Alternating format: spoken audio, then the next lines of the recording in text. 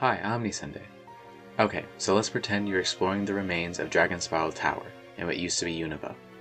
You reach the top and you find a young woman who looks like Claire from the Johto region. She challenges you to a battle, and although she has Pokemon you'd expect like Dragonite and Kingdra, she has 3 Pokemon you've never seen: Meganium, Typhlosion, and Feraligatr. Bayleaf is an odd Pokemon whose aroma makes people want to fight. That's literally it.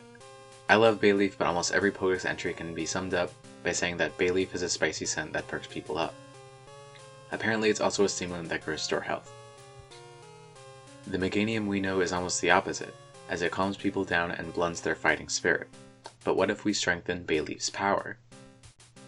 Under the unforgiving heat of the Opelucid desert sun, certain areas can't maintain life on their own. But Meganium has evolved to survive these conditions, with thick scales and a heat-releasing flower. With Grassy Surge, everything in their territory is beautifully alive, despite the extreme heat. However, when 2 Meganium are too close together, they will work very hard to scorch the other's territory, to the point that they will forget to maintain their own. Here's the final art.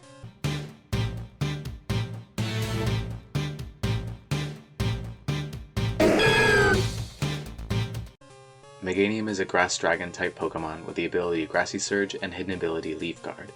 It has relatively even base stats, with low special defense in exchange for high special attack.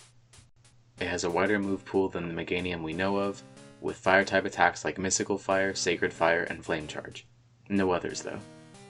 It has a signature move called Sacred Flower, which is a moderately strong grass type attack that sets up Drought for 5 turns.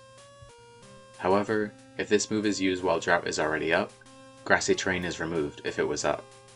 This gives a bit of an incentive to run Leaf Guard with special attacking sets, though physical sets with Grassy Glide and Dragon Dance or Swords Dance using Grassy Surge would also be pretty good. A nice jack-of-all-trades master of none type Pokemon.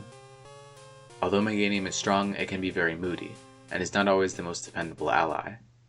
It fights best when it's angry, but tends to get sad when it loses. Quilava is a cool Pokemon that fights using the fire in its back. It nimbly dodges the attacks of its opponents while scorching them with its ferocious flames. The Typhlosion we know of attacks using blasts of fire, and can cause huge explosions when its rage peaks.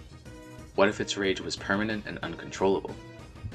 In the dry climate of Opelucid, many acres of forest have burned down. Typhlosion has made its home in these charred ruins, further reducing their territories to ash. They are perpetually releasing tides of raging fire, and are incapable of stopping it. They must eat constantly to power their fury, and are undoubtedly under pain and stress. Here's the final art.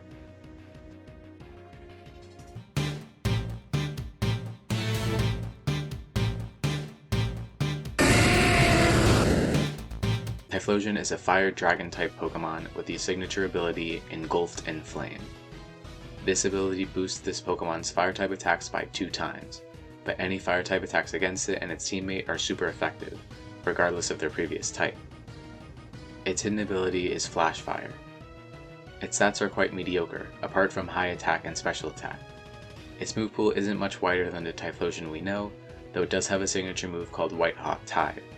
This is an extremely powerful fire type attack that always burns, but KOs the user. Typhlosion will have a hard time using any attacks when it's up against offense, but it could rip through stall teams with its unbelievably powerful Fire Blasts and Heat Waves. It also just looks super cool and awesome, which is sure to boost its usage. Typhlosion has a reputation of being a dangerous Pokemon to keep, but a well cared for Typhlosion can be surprisingly calm and happy. It loves anything with sugar like cupcakes and ice cream. Croconaws' Pokedex entries are sure to inform us that it has exactly 48 teeth, which grow back quickly if they come off. Since they're barbed like fishhooks, the prey have no hope of escaping once Croconaw has closed its mouth. The Feraligatr we know of is capable of moving quickly on all 4s, but is better off in water. It uses its huge body and powerful jaws to savagely tear up its prey. What if it was built even heavier? The rivers of Opelucid are hazardous, and many have dried out. In these competitive ecosystems, Feraligatr reigns king.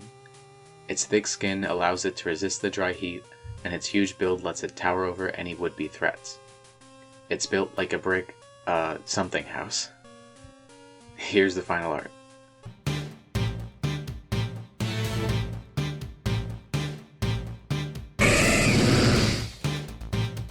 Feraligatr is a water dragon type Pokemon with the ability Rough Skin and hidden ability Sheer Force.